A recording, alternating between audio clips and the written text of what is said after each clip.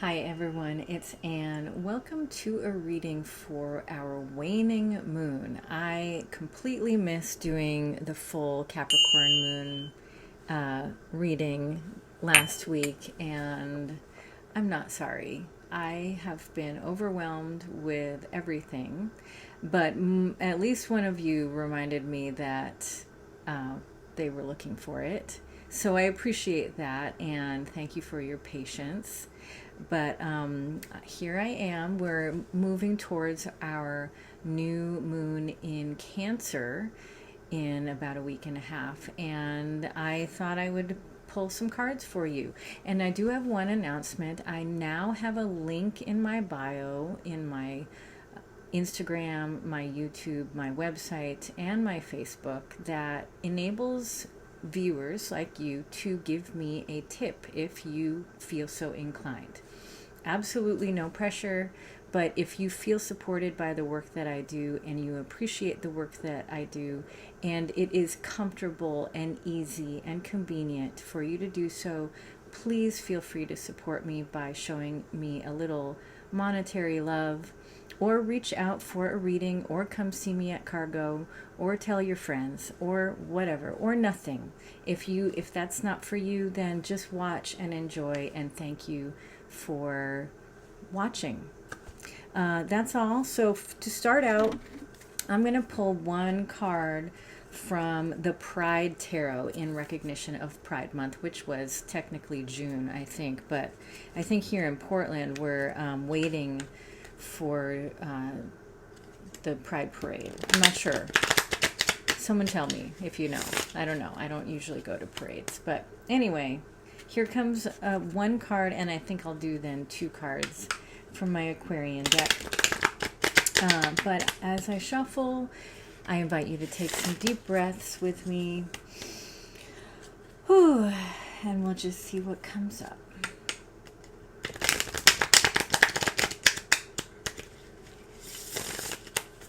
All right, so here is one card from the Pride Tarot, and it is the Eight of Wands. I always pull this card from this deck. This is so remarkable to me. This is the Frida Kahlo card. It's the Eight of Wands. It's about having a strong heart, strong passion, strong desire.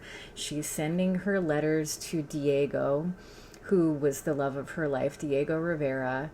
And thanks, angels, for showing this card again. I guess someone needs to see this today. So this is about her dedication, her passion, her love, her persistence with being attached to someone. And for those of you that know anything about Frida Kahlo and Diego Rivera, you may know that they had a very tumultuous relationship. I recently read a biography of her by the writer Hayden Herrera, which was amazing.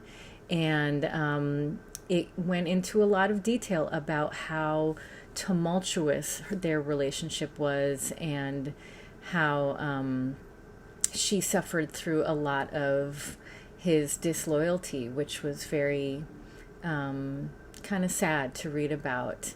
But she kind of took it upon herself to also have her own affairs, and that was just how they lived. But he was one of her greatest supporters, and she was for him as well.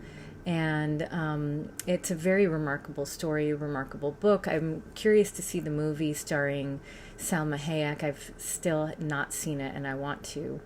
But in any case, this is the Eight of Wands. So the Eight of Wands, I usually interpret as being about passion that is focused, or energy that is focused. It's the realm of fire. The wands represent the fire energy, the spirit, our passion, our energy. It's deep down, it's our sexual energy. It is our life force.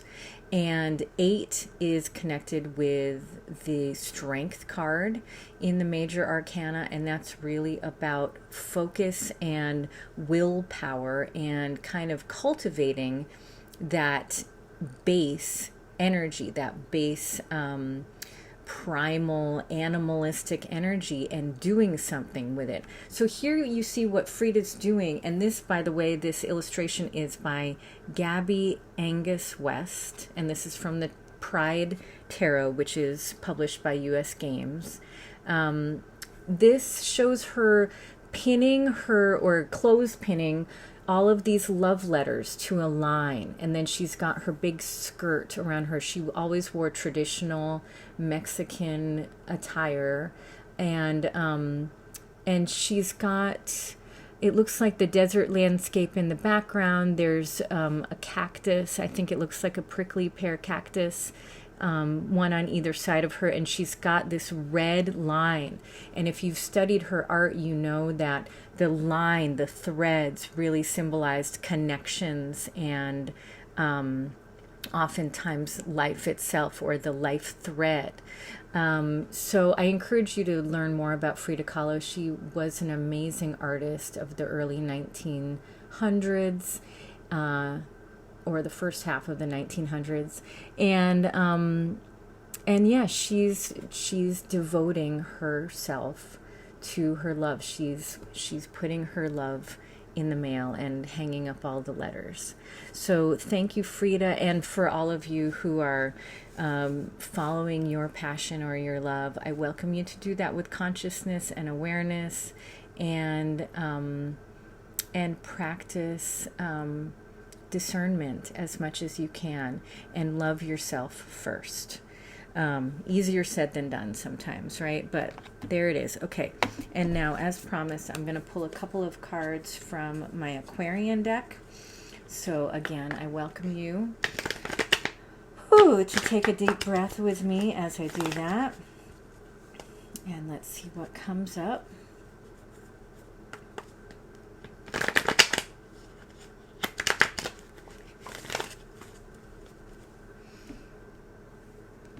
Okay, so I've got death, so changes are in the air, and the sun. Wow, two major arcana cards. So death is the first one. So I associate this card with the present time, and this expresses that we are in the middle of a big change, a death which is necessary for a rebirth. And in my opinion, this is the ultimate feminine card, the ultimate card of the feminine principle, or an important aspect of the divine feminine, because it expresses a downward, inward, internally transformative energy that externally looks like nothing.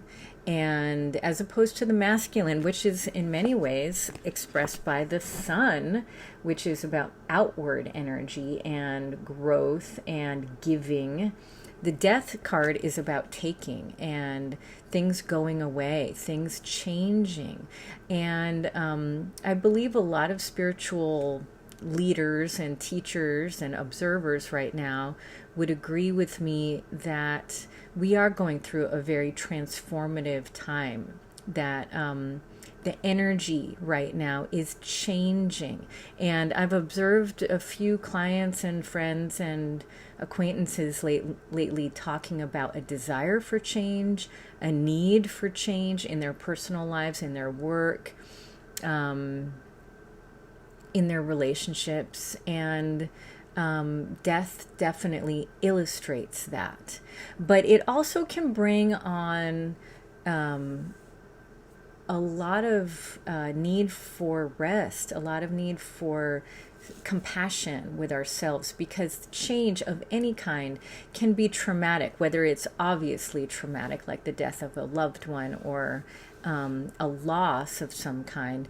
But even when we go through a change, like a new beginning or a new relationship or a new job, which is what this is heralding ultimately, it can be a lot.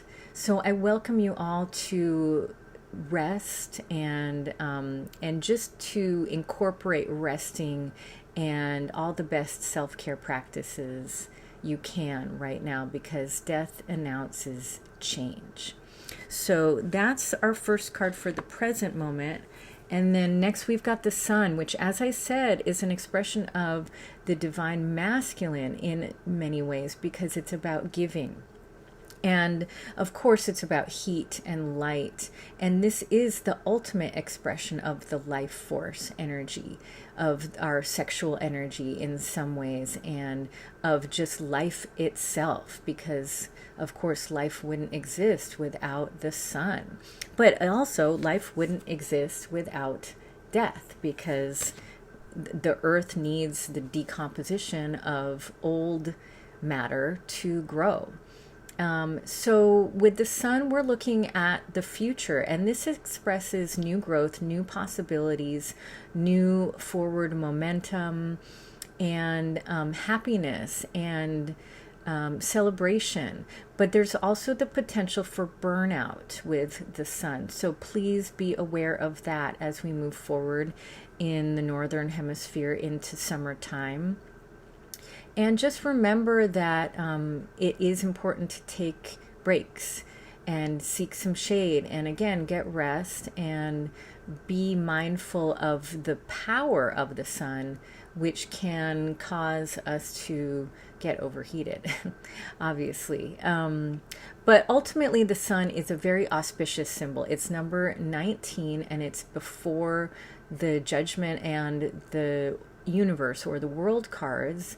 And it expresses that we have arrived at a point of destination, that we've kind of hit the jackpot energetically, that we've tapped into life force energy, that we've found it in a way. And it's kind of like a reacquaintance or a rekindling of the flame that was ignited when we were born. So I welcome you to join me in celebrating that, and to remember that we can direct that energy anywhere we choose. So to do our best to take good care of ourselves and really envision the best possible outcome and the best possible vision for our futures, because change is in the air. Thank you, Death, for reminding us of that. And we all have, it looks like, a lot of passion and a lot of desire for growth and for love. And we can direct that towards cultivating a more positive future. At least that's how I see it. Please let me know in the comments if you have other ideas or if that resonates. And thank you so much for joining me. I will see you next time for a new moon reading. All right, bye for now.